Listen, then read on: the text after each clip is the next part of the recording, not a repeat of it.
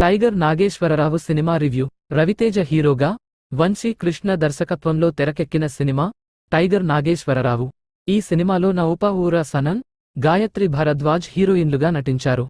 వెన్నెల కిషోర్, సుహాసిని, రమ్యకృష్ణ తదితరులు కీలక పాత్రల్లో నటించారు. ఈ సినిమా ఒక బయోపిక్. స్టువర్టుపురం స్టేషన్ హౌస్ ఆఫీసర్గా పనిచేసిన టైగర్ నాగేశ్వరరావు పాత్రలో రవితేజ నటించారు. ఆయన ఒక పవర్ఫుల్ పోలీస్ ఆఫీసర్గా, అలాగే మంచి కుటుంబస్థుడిగా కనిపిస్తాడు.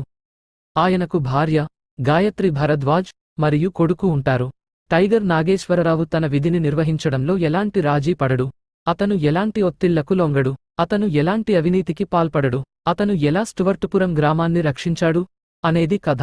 రవితేజ తన అభిమానులను మెప్పించే పాత్రలో నటించారు. అతను యాక్షన్ సన్నివేశాల్లో అదరగొట్టారు. నూపూర్ సనన్ మరియు గాయత్రి భరద్వాజ్ తమ పాత్రలకు న్యాయం చేశారు. వెన్నెల కిషోర్, సుహాసిని, రమ్యకృష్ణ తదితరులు తమ పాత్రలలో బాగా నటించారు. వంశీ కృష్ణ ఈ సినిమాను చాలా బాగా తెరకెక్కించారు. సినిమాలోని యాక్షన్ సన్నివేశాలు చాలా బాగున్నాయి. సినిమాటోగ్రఫీ మరియు సంగీతం కూడా బాగున్నాయి. మొత్తం మీద టైగర్ నాగేశ్వరరావు ఒక మంచి యాక్షన్ ఎంటర్టైనర్.